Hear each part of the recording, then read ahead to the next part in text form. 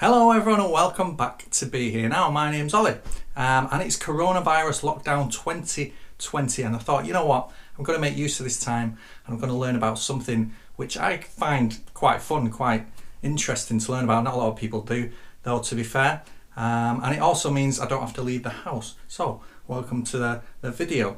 And I also thought I'd make use of the green screen I've got here. This is a green wall in my bedroom. It was already green, by the way. I didn't just go out and paint it right now. Painted it when we moved in, so yeah, so let's fire it up. That's a bit better. So this is the topic of today's video. What are Manchester words all about? Or in other words, why are places in Manchester named those certain words, those names that we give places in Manchester? So without further ado, let's boot up the green screen again and jump right into that amazing, wonderful, detailed history that place names give us. So Manchester, well, everybody knows that comes from the Anglo-Saxon word Manchester, which comes from the Roman word mamusium, mam meaning breast, and usium being a place name of somewhere of some significance. And to the west of Manchester we've got the Pennine Hills, named after the Apennines in Italy. No doubt by some homesick Roman general. So next up we've got the rivers, the main one in the region being the Mersey. The Mersey comes from the Anglo-Saxon words mers meaning border river basically, and it probably was a border river at some point between the Anglo-Saxon kingdoms of Northumbria to the north and Mercia to the south, although that border kind of shifted up and down over the years anyway, and it was kind of a bit of a no man's land around here. Bit of a frontier kind of fraught territory, but nevertheless the Mersey is the border river between north and south. Now you might have noticed over the years that the rivers Irwell and Irk, which meet here around Victoria Station in the city centre, both start with the letters I and R, or the sound R. Now you might have asked over the years, do they come from the same source? Do they mean the same thing? And why not? It's a very sensible question to ask. Unfortunately, it doesn't seem that way. Now, although nobody knows for sure, they both come from an Anglo-Saxon source. The in Irwell comes from Eowell, meaning white spring, while the in Irk comes from Roebuck, of course an old word for deer, meaning swift running. Both very beautiful, natural sounding names anyway, so who cares? Now the other two rivers in the city centre are the River Tib, named probably after the River Tiber, which is in Rome, by some another Roman name, another name coming from our Roman overlords. And the other river is the River Medlock, which is an Old English name that can be split into two Old English words, med meaning meadow and lac meaning stream. So what about the suburbs of Manchester? Well, when it became a borough in 1838, Manchester was only made up of these four districts: Beswick in the east, Chorlton and Medlock in the south, Hulme in the south, and Cheetham Hill in the north. Now of those four places, Beswick is definitely the most interesting name, and it's a very old word, and it probably comes from Beswick, which is a place name named after somebody, possibly somebody called Bez, maybe the guy from the Happy Mondays, we just don't know. Chorlton on Medlock is very descriptive, of course it's on the River Medlock. Now the word Chorlton is a bit more descriptive. Again, it's like Beswick, it's named after somebody, and historians think it's named after somebody called Ceolfrith. Don't know if I'm saying that right. Ceolfrith, an Anglo-Saxon person who owned quite a bit of land around there probably. The ton bit on the end, the ton, the ton bit on the end, just signifying a village or a farmstead, and that pops up again and again in history. Cheetham Hill, one of Manchester's least impressive areas, no offence, actually comes from two Anglo-Saxon words mashed together. Seed, meaning house, and ham, meaning settlement or colony. Now Hulme is a very interesting name, and it comes from an Old Norse word, Hulme. I think I'm saying that right again.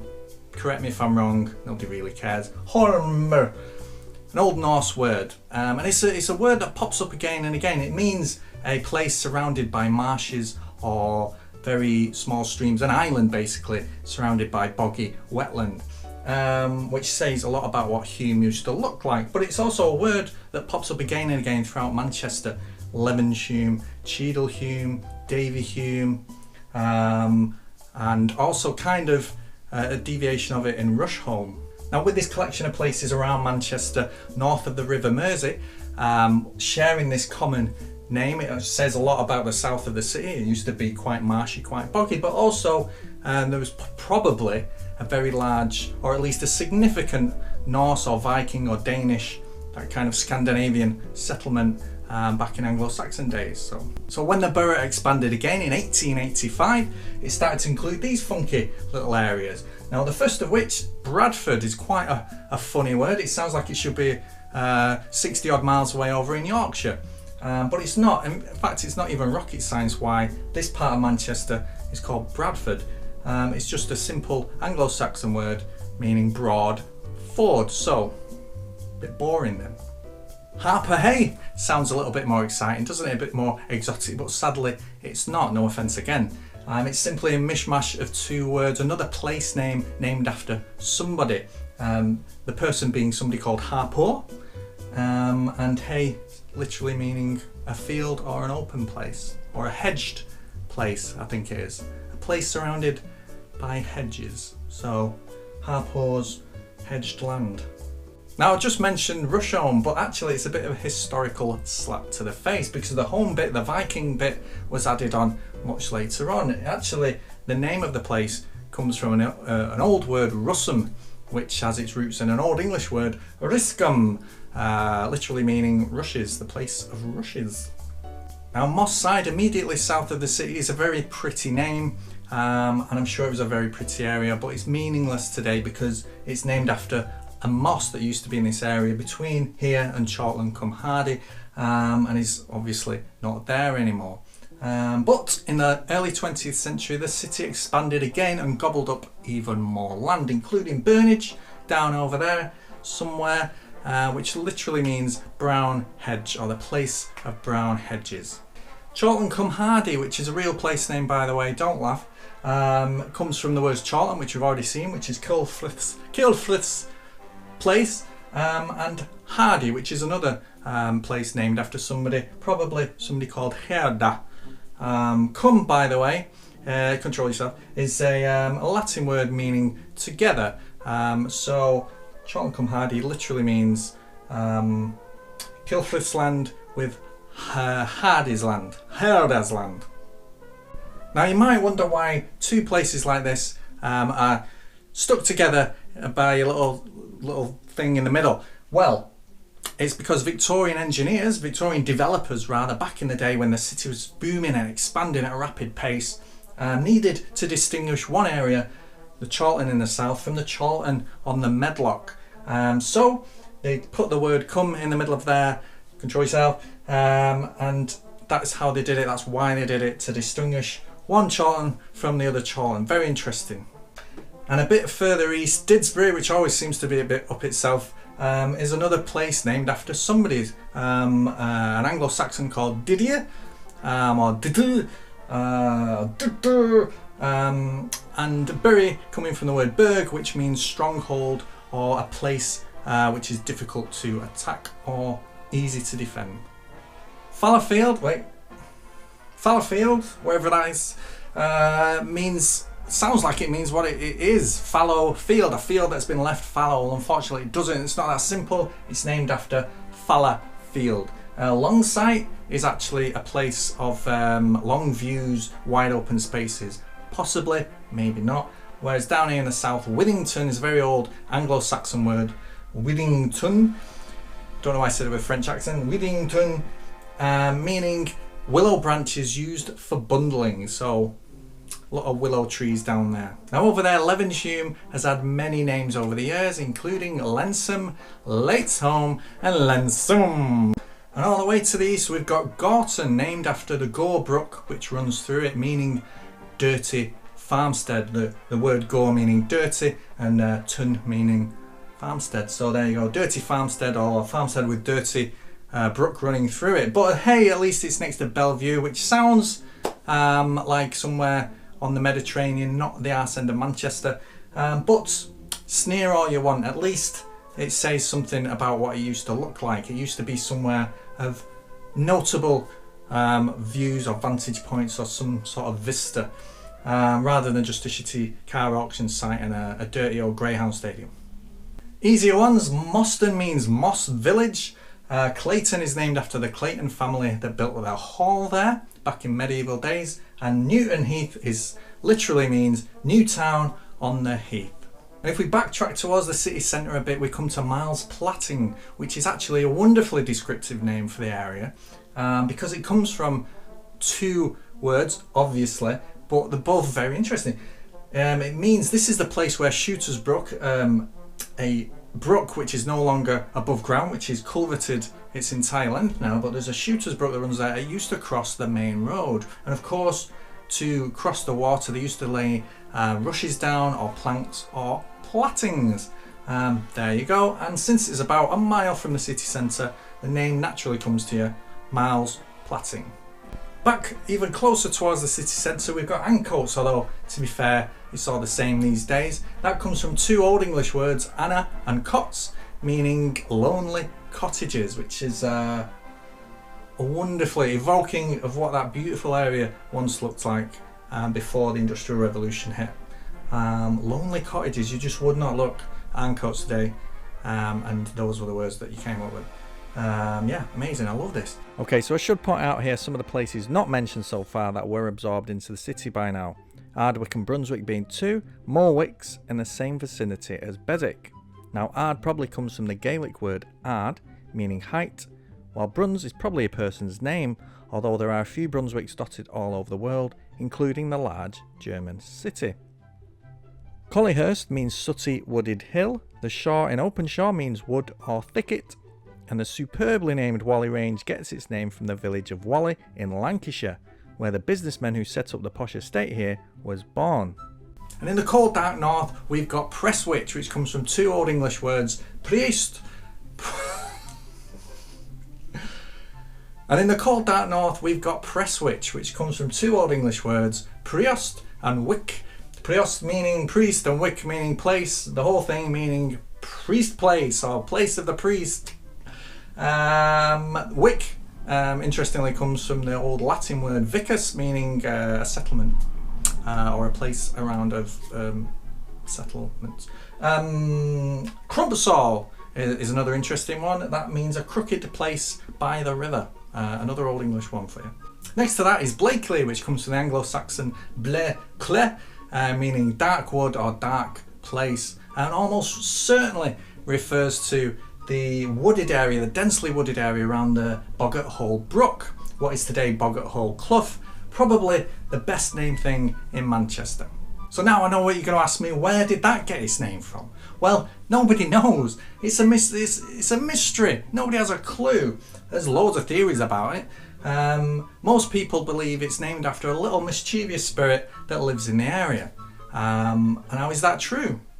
Well, yes, it definitely is, you miserable old git. In the far south, poor Wythenshawe was dragged out of Cheshire in 1931 and forced to become Manchester's new bum, largely so the city could run the airport nearby. Now its name comes from Old English withain, which is withy tree, and skega, which means wood. Its smaller components are Northern and Baguley.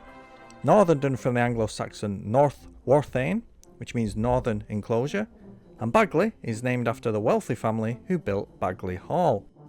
So there you go, all the suburbs of Manchester for you there. All mostly named after natural things that used to be there, bogs, rivers, fords, wooded areas, trees, or named after people who used to own a bit of land there or were a bit of a big dog at some time or other.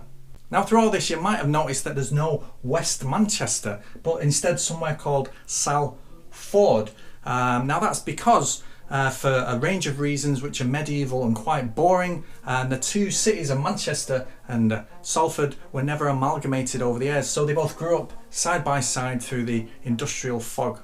Now the name Salford, in case you're interested, comes from the Roman, it's another Roman name, the Latin word salix, which means the willow trees that grow along the riverbank. It's quite a mouthful, that's why they cut it down to salix. Anyway, willow trees that grow along the riverbank, and the word ford obviously means, well, ford. Believe it or not, you could cross the river on foot here back in ancient days, which would be quite a feat today. Although, to be honest, it's all one big metropolis anyway. Nobody really cares about Salford. Just joking, of course. I'll do a video on the place names of Salford another time, if just for the purpose of killing a bit of time. Just joking. All of which brings us nicely back, not really, to the natural waterways of the area. Now we've already looked at the Gore Brook, the naming of the Gore Brook there, but down here we've got the Corn Brook, which starts all the way over there on the edge of the world and joins the River Elwell here at somewhere called Cornbrook. Nice. Now further south we've got the Cringle Brook, which is a tributary of the Gore Brook. Now it gets its wonderful name Cringle from the Anglo-Saxon word Cringan, which means to die. That probably refers to the twisty, windy way in which it resembles the death throes of somebody who's dying. So nice. Now the rest of the natural watercourses in the area are named after natural things in the landscape, mostly, except Shooter's Brook, of course, which we've already looked at. It's the one that runs through Miles Platting. It's the one which is entirely culverted through from its spring all the way through the city to where it meets the River Medlock here at the famous Duke's Tunnel. Now the word shooters evokes all kinds of imaginations about what it could mean. Who's the shooter? What's the shooter? What they're shooting at? Actually, it comes from the Saxon word "saitiris," which I think I'm pronouncing very badly. And also the Old English word "citres," which I'm probably still pronouncing very badly, which is where we get our word for shit. So there you go, Shooter's Brook, the place where people used to have to go and throw their shit. East Manchester's earliest sanitation system, all the way up until it was put out of its misery in 1893. So there you go, southern Manchester's place names, from its watery bits to its not so watery bits and back again. And yes, I probably will do a video on some of the street names around Manchester because they're packed with history too. So if you like this type of thing, that's something to get excited about. In the meantime, thank you so much for watching. Please hit the like button, the subscribe button, the bell button, the button, and I'll see you next time. Thanks very much for watching. Stay safe. See you later. So hello everyone and welcome back to Be Here Now. My name's Ollie. I'm tired. Hello everyone and welcome back to Be Here Now. My name's Ollie and interests me. Doesn't really interest a lot of people, but it does me. It's kind of fun for me. And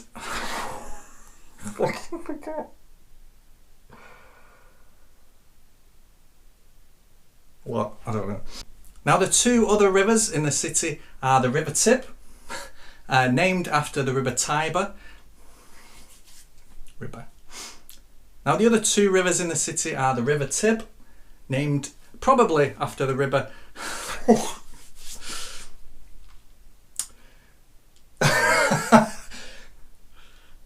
Now the other two rivers in the city are the River Tib, named probably after the River Tiber, which is in Rome, obviously, another name that goes back to our old Roman overlords, and the Medlock, which is an Old English word, or two Old English words really, med, from meadow, and lac, meaning water.